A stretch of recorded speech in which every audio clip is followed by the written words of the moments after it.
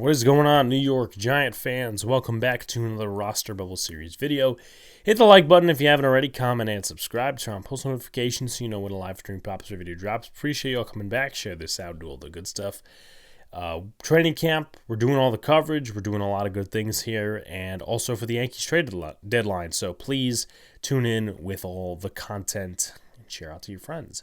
So, another Roster Bubble Series video for you guys, and today we'll be talking about Turbo Dante Miller.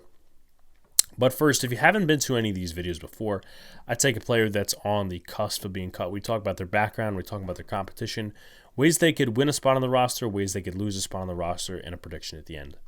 So now we're talking about Dante Miller, whose nickname is Turbo, and he's got a very interesting and appealing backstory. So I'll go over the football stuff first, and then we'll go into the backstory, so it's a little out of chronological order. Last year, actually not even last year, 2022 for South Carolina, 6 rushes for 38 yards, 6.3 yards per carry.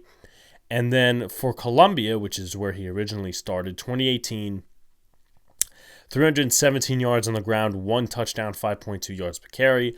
2019, 150 yards on the ground, 1 touchdown, and 2.9 yards per carry. No 2020 season. And 2021, 814 yards on the ground, 5.6 yards per carry, and 4 tutties. So here's his story, right? Dante Miller has a history of overcoming the odds to achieve his dreams. Placed in foster care at the age of 2 after his mother abandoned him, Miller was raised by his mother's first cousin, Antoinette Flowers, who provided him with a structure and guidance to help him achieve his dream of playing football.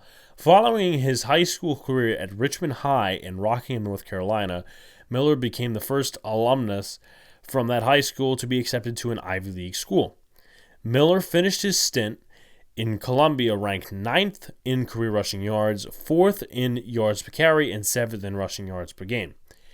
Now, this is where he does not play in the 2023 season. The miscommunication occurred after he transferred from Columbia.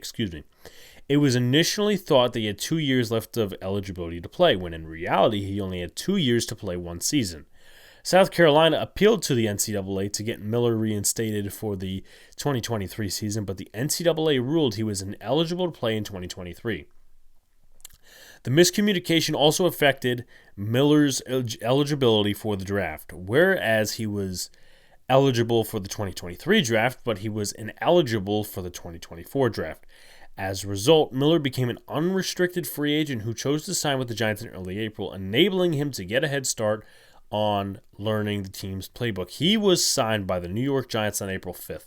So by then, I wouldn't say minicamp, well, it was voluntary workouts started, and that's where, the playbook and all that stuff is being installed. So, pretty interesting backstory, nonetheless. Competition. Eric Gray, Jashawn Corbin, and Jacob Sailors. Jacob Sailors coming over from the UFL. Jashawn Corbin, he's been with the Giants for the last 2 years, a little stint in Carolina, but he'll make the roster if he does via special teams and then a little bit in the running game. And then Eric Gray, as far as he goes, I don't think he's on the roster bubble. He may get cut in a surprise thing if one of these guys shows out. But Eric Gray also got picked last year, so I doubt it. How can Dante Miller win a spot on the roster? I was watching some of his highlights. And again, highlights are one thing. They show the ups more than they show the downs. So I don't really know the downs of Dante Miller. But his patience, his vision, and finding tight holes is one to be admired. Seriously. He reminds me a little bit of Pacheco.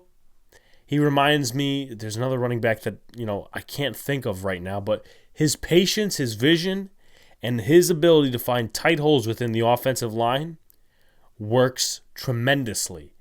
And I thought that he should have transferred sooner based off of those highlights because I don't know how many offers he got, but trust me, it would have done him a lot good. No eligibility issues and higher profile. And he's got great speed. That's why they call him Turbo. And the home run and explosive runs. So overall, how can he win? Receiving ability, I think he could definitely work on that. If you look at his college statistics, going back to his days at Columbia. He had 9 catches, 43 yards in his last season, 6 catches the year prior, and 5 catches the year prior to that. So he could definitely work on being a receiving back. But right now, we're focusing on him being one-dimensional player, running back, all that sort of good stuff. I think if he does good in pass protection, that will definitely help because the Giants, Eric Gray's not a good pass protector. Jashawn Corbin's okay. We don't know much about Jacob Sailors, but special teams is definitely going to work in there because him being Turbo, he's done some kick returns before. He's done some punt returns before. So in that case, that helps the Giants because he's competing, in that case, with more guys, but he could do a lot of other things that other guys can't. So he'll be competing, if he does the returns, with Olszewski, with Isaiah McKenzie, a couple other guys that are in that contest. So there's that. Home run and explosive runs and vision. I think home run and explosive runs, they're going to be a part of it, and the highlight plays and all that sort of good stuff. But the vision, I think the running back coach from New Orleans, I think his name is Joel Thomas, I think he's going to be looking at the vision. Because this is not, Najee Harris where he runs into the wrong hole or this, that, and the other thing, and the vision's a problem. Saquon Barkley was a good running back for the Giants. He was a great running back for the Giants.